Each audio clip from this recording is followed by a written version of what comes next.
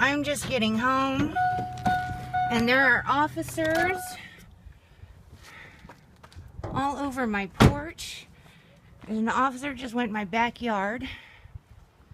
Can I ask what this is about? Yes, you want to come on up here and talk to us? What are you doing in my backyard? Do you have a warrant? Not in the backyard. Ma'am, the reason why we're here is we got a call from the Department of Children and Families that we need to speak with you about. I don't know why that there are officers in my backyard without a warrant. Someone explain that to me. Okay. We have a right to be where the public has a right to be. The public is not allowed in my backyard. Well, here's the thing. It's open field, okay? It is not. It's a fenced yard. We are making sure that nobody is entering your residence. When we get a report, we have to investigate it and see if your child is safe. Okay. So that's what we're doing, is we're just following up on what we got to ensure that your child's safe to remain here and there's nothing that you guys need help with or anything like that. You're not free to go in the house until we get a search warrant, and once we get the search warrant, you are free to leave at this point, but we're securing the house. We're going to get a search warrant. How is this legal? Well, You can't let me in my own home without a That's right. search warrant. Right. We are going to secure it because we believe that there's evidence inside that house, specifically marijuana. All right, and once we get that and then we're completed, Based on what? doesn't matter. So, if you want to hang out here, you want to leave, I don't care at this point, but you cannot go in the house. It is my home. It doesn't matter. There's evidence in there that you could destroy. So everything that was in the house is being secured at this point for a search warrant. You're not allowed in my backyard. Yeah, he is. No, he's not. Yes, he is. It is not public property. You don't have a warrant. It doesn't matter. What is your name again? Sergeant Chase. March 24th, there was a drug, some kind of drug and alcohol counseling session, training session for students at Bernardine City School. They, either during or after, I'm not sure, this 11-year-old child reported to school officials that his mother and other people that live in his residence were avid drug users. That concerned the school. They contacted the Department of Children and Family, DCF.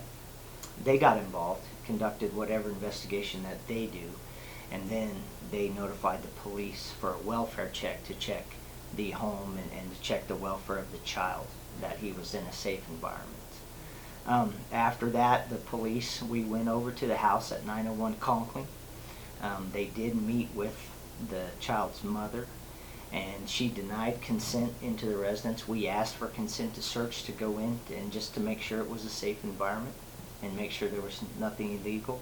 She denied that consent, so we then secured the residence, what we talked about. We made everybody exit and they're not allowed back in, while we applied for a search warrant. We wrote up the search warrant affidavit. The judge agreed to that and he signed the warrant.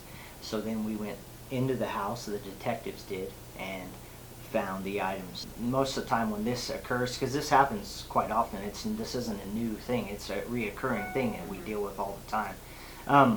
Yeah, we'll secure the residence, a car. We may tow a car. Well, usually we'll secure it in our secured facility to keep people out of it until we get a search warrant. It's common practice.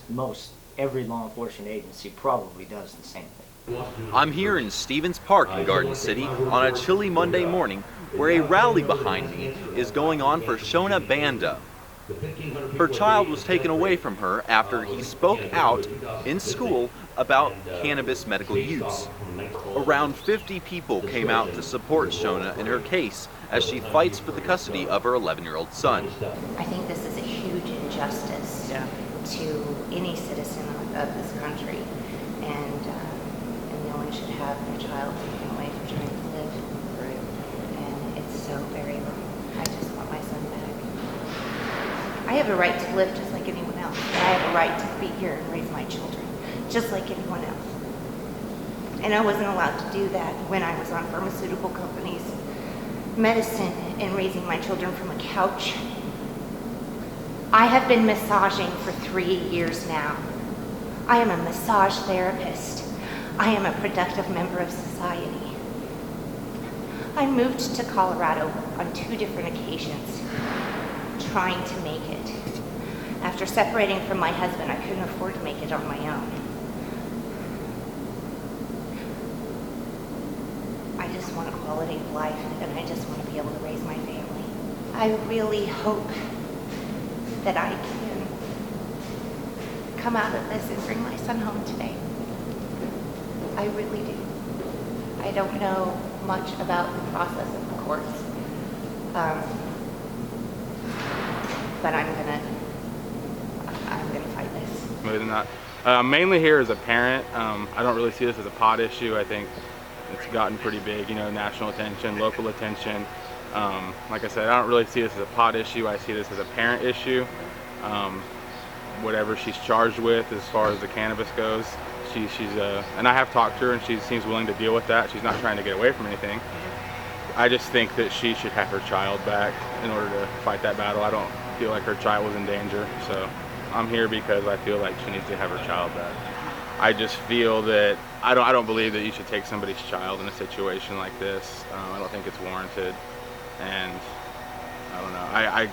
I'm sort of disappointed in how it was handled. I've seen the video and everything on the internet, but like I said, I'm not a lawyer, and I'm not really here for that portion of it. I have nothing against local authorities. I think they do a good job taking care of us most of the time, and I just think in this situation, I would like to see her get her child back and let her face, you know, whatever consequences they have for her for what law she broke. To me personally, as a citizen, I don't think that it's fair to barricade somebody from their house or be in their property without a warrant. And then also, whenever she asked a basic question, you know, why is this happening? They told her not to, or it doesn't matter, was the quote. And to me, again, I'm not putting down anybody that was involved with it. The officers, I think, probably did their best, but I feel like she deserved a little bit more answers, and it doesn't matter. And I just feel like it wasn't handled as well as it could have been handled, which is why I think that the rally is kind of happening. I'm here to support Shona, and here to support civil rights more than anything. Here to stand up for what I believe in, for my state, my country, and for everybody else that is here to support her. Well, from what I understand, her child wasn't interviewed properly. You know, there's a lot of the school and our local powers that be have gone about this, I believe, completely wrong, without informing his parents, whether it be his mom or his dad, who were separated. And they didn't go through the proper channels to get the right information from anybody. I hope people are responsible. I hope people that use their heads. You know, this isn't about cannabis reform. This isn't about marijuana reform. This is about civil rights. This is about Shona and her child, and that's what we're here to support. Everything else, if this is done right, everything else will come separately. She needs support in the rally because the way things were handled, the way the cops, Garden City Police Department handled the situation was wrong. There's been so much going around, I mean, for so long, that it's time that a lot of us start taking a stand, because there's actually innocent and innocent people out there that the cops just want to pull over for no reason and search their vehicles, and not only that, harass them. They're going to say they weren't trespassing. They were trespassing. They wouldn't allow her to go into her home. From watching the video, there was a diabetic person that needed, I believe, her insulin, and they refused to let her get it. We're from Northwest Arkansas, and we came here to show our support for Shona.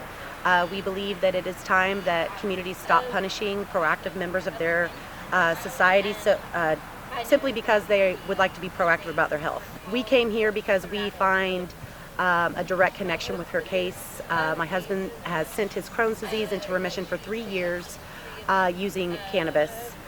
Since we've moved to a non-medically compliant state, we are finding issues in maintaining that remission, and we have since seen what a dramatic effect cannabis had on treating his Crohn's disease effectively. Social media is a wonderful thing, and fortunately I came across Shona's story and immediately related to it. Knowing that Jacqueline, our friend from California, was in a similar situation, I knew that she would be on board with coming to show her support with us as well. So we drove 9 hours to come here and show our support for Shona and her family. We're hoping to garner enough media support and put enough political pressure on not only the administration of Garden City to not only drop the charges completely, but take this case in consideration moving forward and set it as a precedent for considering cases that involve no harm, no neglect, no abuse done to a child. Citizens have the right to be proactive about their health, and if they find something that works for them that doesn't hurt another human being, I believe that they should have the right to use it. And their ability to be a parent should never be called in question unless there is abuse or neglect present, which from my research there's been none in this case. Watched the video she posted, and I've been following along with the many comments from people who know her in this community, and a lot of those comments I directly relate with myself, being a medical cannabis advocate in a non-compliant state. Unfortunately, in non-medically compliant states, this story is all too common, and the way the police officers acted, while I certainly do not condone it, I believe that this tactic is being used against medical cannabis patients all across the Midwest, and I believe that the show of support here today is a testament that we are willing to do what it takes to stand up against that particular type of action. I believe that the power rests in people who are standing here today that are willing to support this cause and causes like it. We did have court proceedings today, but it's just the first of many, and that's pretty much all I can say. I'm just going to continue to fight for my son, and I'm going to accept the wonderful support that I'm receiving. We all have basic human rights, and no one should step on those. As of now, she doesn't have her son back, but she continues to fight for him and hopes that he'll be back in her arms soon. For the Garden City Telegram, I'm James Dobson.